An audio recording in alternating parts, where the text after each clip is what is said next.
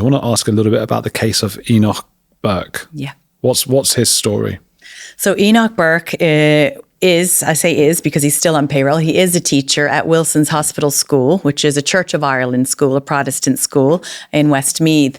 And a child wanted to identify using new pronouns, they, them. And Enoch Burke refused to use those pronouns due to his Christian faith. And also it was against biology and science. He refused, and he had an altercation with the principal. He had a conversation. They suspended him and said, you have to stay off the school grounds. And he showed up for his job every day. He said, no, this is my job. I'm refusing the pronouns. I'm here to teach. And he went to prison for nearly, I think it was 500 days. Now, the pronouns were what started it. So although he broke the court order and went to the school gate every day, that was just a kind of a red herring in this situation. What really started it is he refused to use pronouns. But he's now been vindicated by the Cass report that came out, which was commissioned by the NHS here in England, Dr. Hilary Cass. Pronouns are not a neutral territory. Pronouns should not be used in schools or anywhere with children because it's affirming they're in the wrong body. So he was absolutely right to refuse that. But they are fining him every day he turns up at the school, and his legal fees are really, really high at the moment. And they're looking at how they're going to recoup that money from Enoch Burke. How are they going to get that money back for his legal fees that should never have happened in the first place? So he's lost everything from taking a stand. Yes. And more teachers need to take a stand. We had a whistleblower teacher who stood up against what was taught in DCU. And she did a whistleblower interview on our channel, which got about 1 million hits the first week. And we need more teachers across the UK, Ireland, the US, and further afield to speak up and say, I'm not harming children. I'm not going to use pronouns. I'm not going to teach transgenderism to children. I suppose you rarely have to use someone's pronouns. And that's one of the most infuriating things about the whole system. These are my pronouns. Well, I don't really need to use them unless you're not there, which also has long been a sort of difference in politeness between sort of British and American, because Americans often will say him when you're in the room with them, which is considered quite rude in the UK and probably Ireland as well. So I never was just like, and what about him? You'd be like, excuse me, it's rude.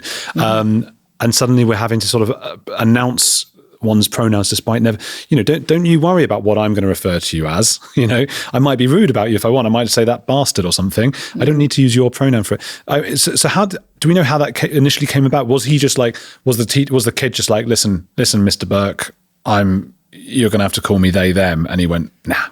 Or what happened?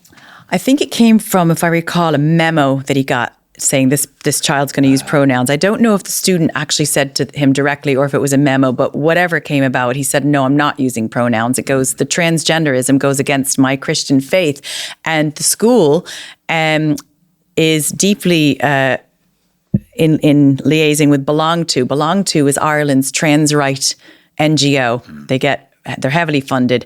They spend a week in the schools every year in secondary school for Stand-Up Week.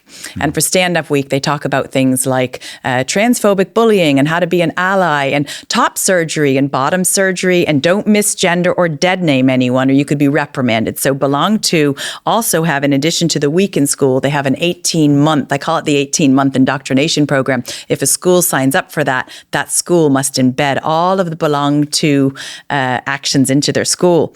Wilson's Hospital School was planning to get the quality mark on the 8th of January, just a couple of months ago. I've called the school to ask, do they accept it? And they won't answer. I've called Belong To, they won't answer. I sent registered letters to the bishops and archbishops who are the patrons of the school, as well as to the principal. And I drove down and had a conversation with the principal and handed him all of the data, statistics on the dangers of this, and said, if you bring this into school, you are complicit of child abuse. So perhaps they listened. We're not sure if they actually took the quality mark or not, but more and more parents are speaking up against this ideology. Oh man. And the they them thing isn't even transgender, right? That is just a purity spiral or a struggle session, I think. Let's see how far I can take this. I'm no longer even pretending I'm the opposite sex. I'm going to make you say something stupid to show that you show allegiance to my ridiculousness. Yep. And it's not even grammatically correct. They, well, where's the other person? It's plural, so it's grammatically false as well. See, I don't mind that bit. But only because you do say they for somebody when you don't know who they are. Yes. Like, who were they? He's a guy, Yeah. and I don't, and the reason I say that, and because I always make that point, is like, that's not the reason that I care. I don't want it to be confused, because I think a lot of people on that side would go, oh, they're going to be mean to us and anti-progressive and stuff because they can't be bothered to learn a pronoun, which if I wanted to be polite to someone about something that was reasonable, I would be happy to consider my grammar and think about things. The reality, I don't mind saying they, but you're not a they. That's why I'm not doing it. Exactly. I'm not doing it because it's hard to do. It's actually easy. I can easily go, yes, they is the person. I don't care. That's really easy. It's playing into that ideology. It's confirming.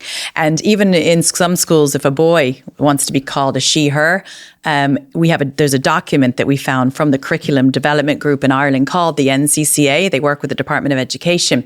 There's a document that we found, and it was brought to us by the SPHE teacher who whistleblew, that says an SPHE teacher should introduce themselves to the class using their pronouns. I'm Miss Lunden. My pronouns are she, her.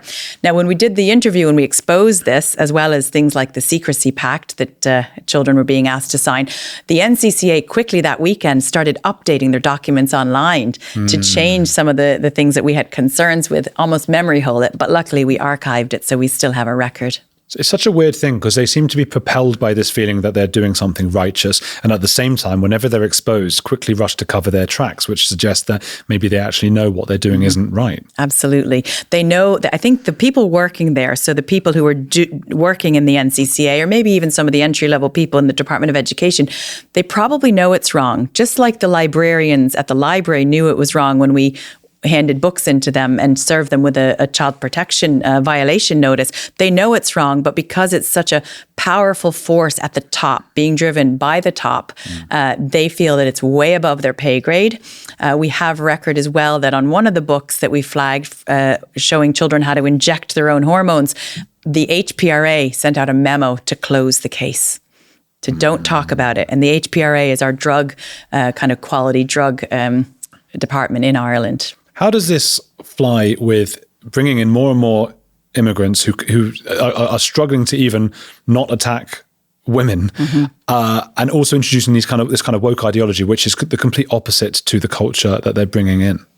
Yeah, that's not going to mix well. We actually had a case a couple of years ago where a migrant from a country who, would obviously oppose the, homosexuality, he met two gay men on Grindr, which is a dating sex app, and he decapitated them.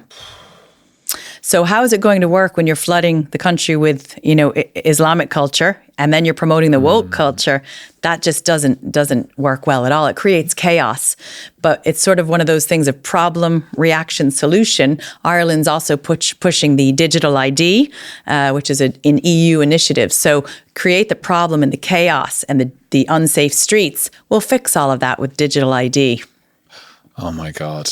Okay, it's just you almost want to sit back and, like, with popcorn and just go, okay, bring in all of these people from these different cultures and keep doing the woke ideology and making these people more and more sensitive as well, and see how it happens, except there'll be no country left. It will have just burned to the ground. Yes. And then you can't just say, I told you so, can you? How's Enoch Burke now? How's he doing? Where is he? He, when I went down to visit Wilson's school, he was showing up still to work as soon as he was released from prison. I don't know if he's still making daily trips to the school. They were going to try to fine him every single day he turned up. He'd start to accumulate fines. So I don't know how often he's showing up or what he's doing for the next kind of step of his court process. It's sort of been quiet in the news, other than they are trying to recuperate the fees from him. Is he just like standing outside the gate? He'd stand out. It was a cold freeze in Ireland. We had a cold snap, sub-zero weather, and he went out right after he got released from prison. He went and stood at that school all day long. You could even see him doing an interview with a journalist, and he was nearly shaking from the cold. It's tenacious, isn't he? Yes.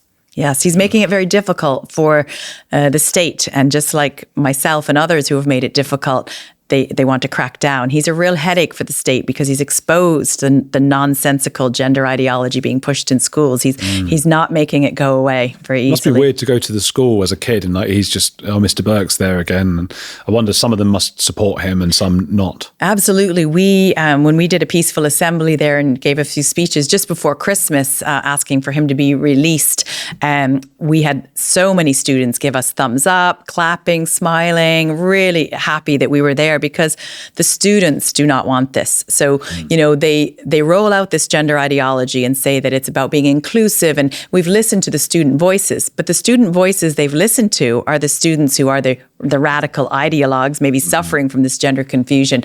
The real voice of the students is they don't want this. They don't want this. So Belong To, that go into schools for the stand-up week I referenced, they ask the children to dress up in rainbow colors that week. So one class might wear red, one wears orange. We know firsthand from parents that the children who didn't want to wear the rainbow colors and be a trans ally, they wanted to wear black or white, they were told, no, if you don't dress in rainbow colors, you have to wear your full school uniform. Oh, wow. So you will look different if you're not an ally. Which everybody knows, on a day when you can wear you're allowed to wear your casual clothes, is the worst thing ever. Yes. There was always a few kids who forgot. You know, I don't know if you had that at school. And it isolates. We didn't have uniforms where I went to school, but in Ireland, it's always a great treat to say, today's a non-uniform day. You know, you can wear whatever you want. Yeah. But for the Belong To week, this indoctrination, they have to wear rainbows or their normal uniform.